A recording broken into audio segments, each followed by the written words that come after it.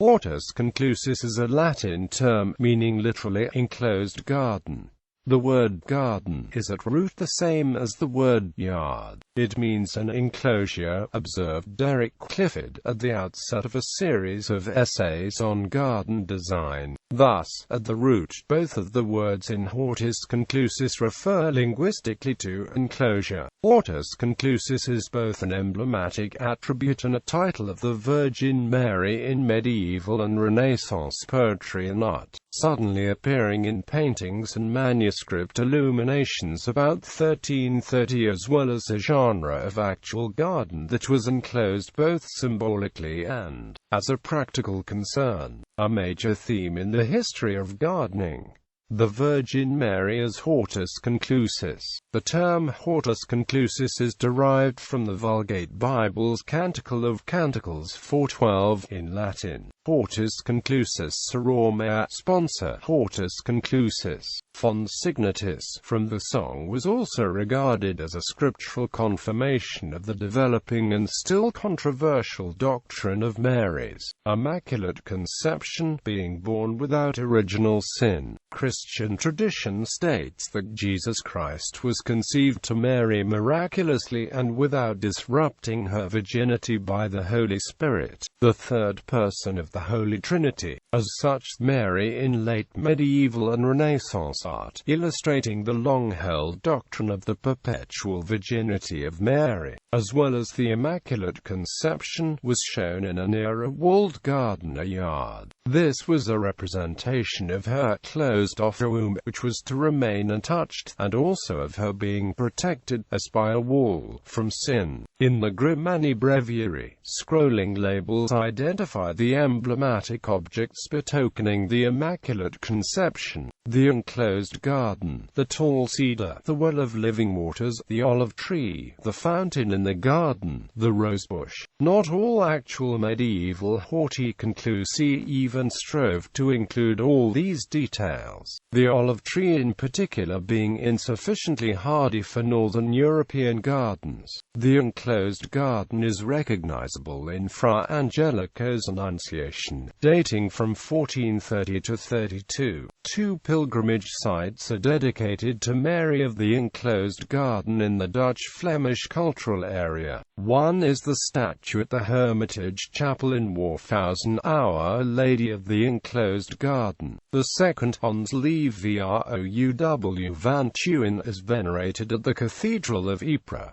Actual gardens. All gardens are by definition enclosed or bounded spaces, but the enclosure may be somewhat open, and consist of columns, low hedges or fences. An actual walled garden, literally surrounded by a wall, is a subset of gardens. The meaning of Hortus conclusus suggests a more private style of garden. In the history of gardens, the high medieval Hortus conclusus typically had a well or fountain at the center, bearing its usual symbolic freight in addition to its practical uses. The convention of four paths that divided the square enclosure into quadrants was so strong that the pattern was employed even where the paths led nowhere. All medieval gardens were enclosed, protecting the private precinct from public intrusion, whether by folk or by stray animals. The enclosure might be as simple as woven wattle fencing or of stout decorative masonry, or it might be enclosed by trellis-work tunneled pathways. In a secular garden or by an arcaded cloister, for communication and meditative pacing. The origin of the cloisters in the Roman colonnaded peristyle. As every garden history notes, the ruined and overgrown Roman villas that were so often remade as the site of Benedictine monasteries had lost the planted garden features with the first decades of abandonment. Gardening, more than architecture, more than painting, more than music, and far more than literature, is an ephemeral art. Its masterpieces disappear, leaving little trace. though when, in 1070, the Abbey of Cassino was rebuilt, Georgina Masson observed, the garden was described as a paradise in the Roman fashion. It may have been merely the aura of the great classical tradition alone that had survived. The 9th century idealized plan of St. Gall shows an arcaded cloister with a central well and cross paths from the centers of each range of arcading. But when a consciously patterned garden was revived for the medieval cloister, the patterning came through Norman Sicily and its hybrid culture that adapted many Islamic elements. In this case, the enclosed North African courtyard gardens, ultimately based on the Persian garden tradition. The practical enclosed garden was laid out in the treatise by Pietro Crescenzi of Bologna, Liber Ruralium Commodorum, a work that was often copied, as the many surviving manuscripts of its text attest, and often printed in the 15th and 16th centuries. Late medieval paintings and illuminations in manuscripts such as for the Romance of the Rose, where the garden in the text is largely allegorical, often show a turfed bank for a seat as a feature of the Hortus conclusus. Only in the 15th century, at first in Italy, did some European gardens begin to look outward. Sitting, walking and playing music were the activities most often portrayed in the numerous 15th century paintings and illuminated manuscripts, where strenuous activities were inappropriate. In Rome, a late 15th century cloister at San Giovanni dei Genovesi was constructed for the use of the Genoese natio, an auspicium genensium, as a plaque still proclaims, which provided shelter in cubicles off its vaulted encircling arcades, and a meeting place and shelter reuniting those from the distant home city. Somewhat earlier, Pietro Barbo, who became Pope Paul II in 1464, began the construction of a Hortus conclusus, the Palazzetto del Giardino di San Marco, attached to the Venetian cardinal's Roman seat, the Palazzo Venezia. It served as Paul's private garden during his papacy. Inscriptions stress its secular functions as sublimes monibus hortos, ad relevare animum, duris grapelia curas, a garden of sublime delights, a retreat from cares, and praised in classicizing terms, is the home of the Dryads, suggesting that there was a central grove of trees, and mentioning its snowy white stuccoed porticos. An 18th century engraving shows a tree-covered central mound, which has been recreated in the modern replanting, with box-bordered cross and saltire-gravelled paths. The Farnese Gardens were created by Vignola in 1550 on Rome's northern Palatine Hill for Cardinal Alessandro Farnese. These become the first private botanical gardens in Europe. Alessandro called his summer home at the site Horti Farnesiani, probably in reference to the Hortus conclusus. These gardens were also designed in the Roman peristylum style with a central fountain. Again, in the age of the automobile, the enclosed garden that had never disappeared in Islamic society became an emblem of serenity and privacy in the Western world.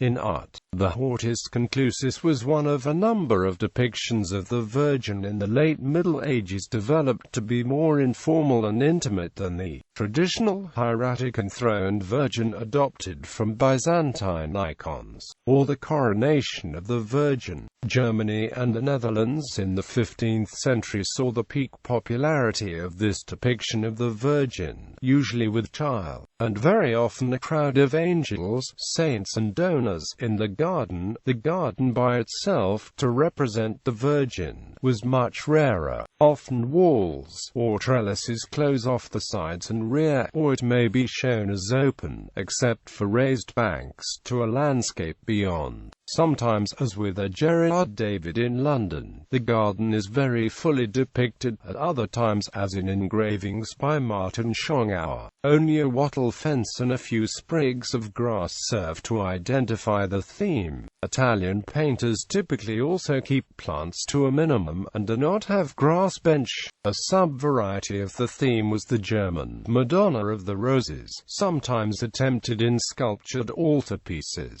The image was rare in Orthodox icons, but there are at least some Russian examples. One type of depiction, not usually compatible with correct perspective, concentrates on showing the whole wall, and several garden structures are features that symbolize the mystery of Christ's conception, mostly derived from the Song of Songs or other biblical passages, as interpreted by theological writers. These may include one or more temple or church-like buildings, an ivory tower, an open-air altar with Aaron's rod flowering, surrounded by the bare rods of the other tribes, a gatehouse Tower of David, hung with shields, with the gate closed, the Ark of the Covenant, a well, a fountain, and the morning sun above. This type of depiction usually shows the Annunciation, although sometimes the child Jesus is held by Mary. The miniature at right shows a relatively simple example, but a large Spanish altarpiece is able to combine many of the usual features with correct perspective. A rather rare, late 15th century variant of this depiction was to combine the Annunciation in the Hortus conclusus with the hunt of the unicorn and virgin and unicorn. So popular in secular art, the unicorn already functioned as a symbol of the Incarnation, and whether this meaning is intended in many prima facie secular depictions can be a difficult matter of scholarly interpretation. There is no such ambiguity in the scenes where the Archangel Gabriel is shown blowing a horn, as hounds chase the unicorn into the Virgin's arms, and a little Christ child descends on rays of light from God the Father. The Council of Trent finally banned this somewhat over-elaborated, if charming, depiction, partly on the grounds of realism. Is no one now believed the unicorn to be a real animal? In the 16th century, the subject of the Hortus conclusus drifts into the open-air Sacra Conversazione and the Madonnas in a landscape of Giovanni, Bellini, Albrecht Dürer and Raphael, where it is hard to say if an allusion is intended. An exhibition of later medieval visual representations of Hortus inclusus was mounted at Dumbarton Oaks,